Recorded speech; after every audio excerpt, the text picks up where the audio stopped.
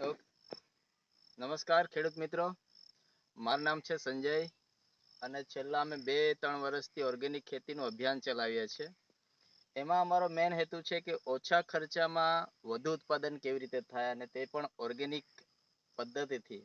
અમે ઓર્ગેનિક ખાતરની માહિતી આપીએ છીએ, ગામડે ગામડે લોકોને માહિતી પહોંચાડીએ છીએ. તેવી જ રીતે અમારા ખેડૂત છે, આજે હાજર નથી પણ તોય અમે ખેતરની વિઝિટ કરવા આવ્યા.